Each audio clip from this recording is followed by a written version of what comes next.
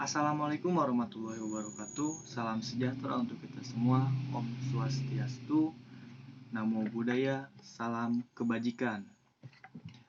Selamat datang kembali di channel Sains Informasi Geografi. Seperti biasanya, channel ini selalu membahas atau mengupload video-video mengenai kebumian.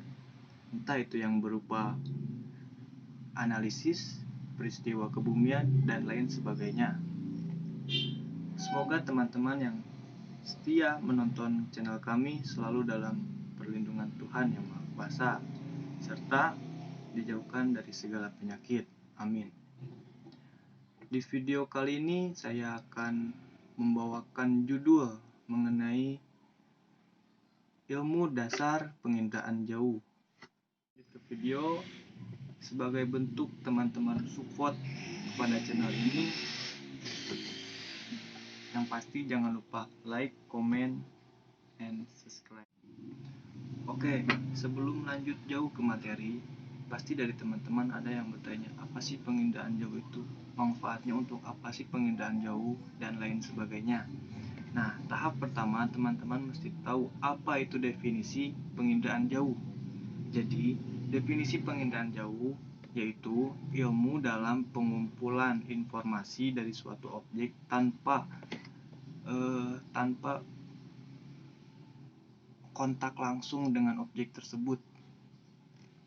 Jadi pada umumnya penginderaan jauh itu pengolahan citra dalam mengetahui atau mengamati suatu objek di permukaan bumi. Ada pula prinsip dasar yang harus teman-teman pahami.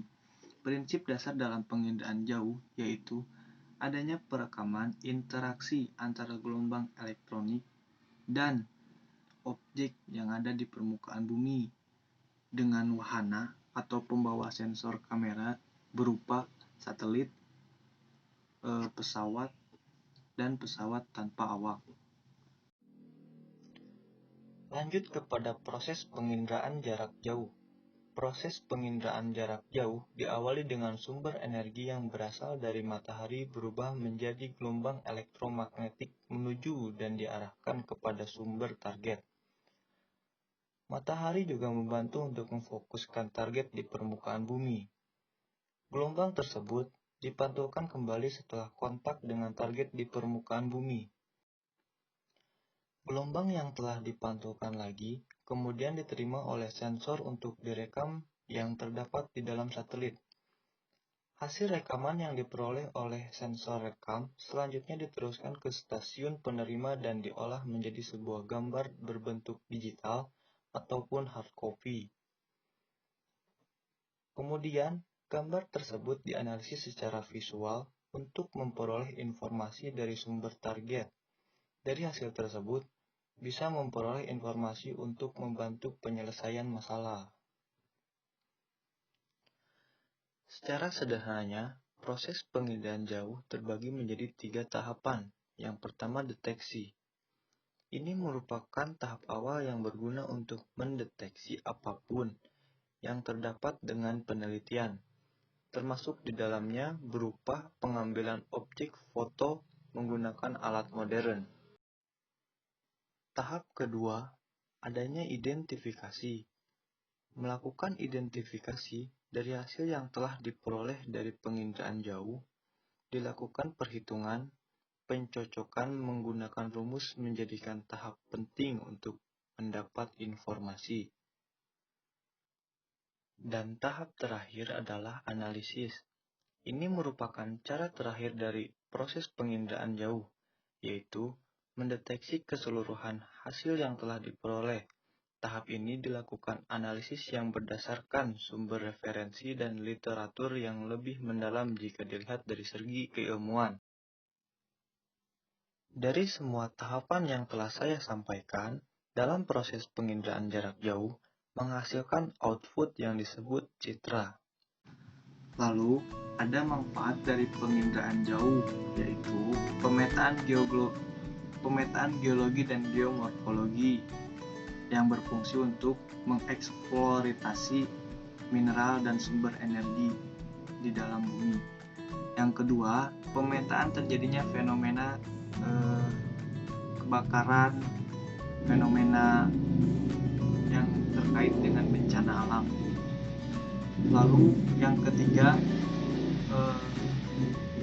penginderaan jauh juga sangat bermanfaat bagi dunia militer, seperti contohnya dengan kita mengambil gambar suatu wilayah menggunakan wahana yang tanpa awak, kita dapat mengetahui situasi dalam cakupan wilayah tersebut dan mengamati lalu membentuk strategi perang. Ada pula kelebihan dari penginderaan jauh, antara lain yaitu yang pertama, dapat mencakup luas wilayah dalam waktu yang singkat. Yang kedua, tidak memerlukan banyak pekerja. Yang ketiga, menghemat biaya tentunya. Yang keempat, peta atau hasil dari penginderaan jauh berupa 3 dimensi. Nah, selain dari kelebihan penginderaan jauh, ada pula kekurangan dari penginderaan jauh. Antara lain yaitu yang pertama, memerlukan tenaga kerja yang mumpuni, entah itu dari segi ilmu, pengalaman, dan lain-lain. Yang kedua, resolusi sensor kamera dalam penginderaan jauh belum begitu akurat atau resolusinya masih rendah. Semoga dengan perkembangan zaman dan teknologi yang semakin canggih bisa memperbaiki resolusinya, serta sensor-sensor yang ada di dalam satelit kalau kita menggunakan satelit. Mungkin materi kali ini hanya beberapa dasar ilmu dari penginderaan jauh.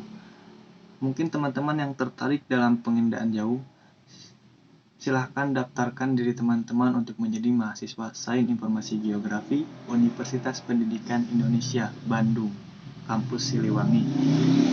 Oke teman-teman, jangan lupa support channel ini dengan cara like, comment, and share ke teman-teman terdekat kalian. Terima kasih. Mungkin sekian materi yang dapat saya sampaikan di video kali ini. Apabila teman-teman merasa video ini tidak bermanfaat, silahkan di dislike. Dan apabila teman-teman merasa video ini bermanfaat, itu hanya kelebihan Tuhan yang dititipkan kepada saya.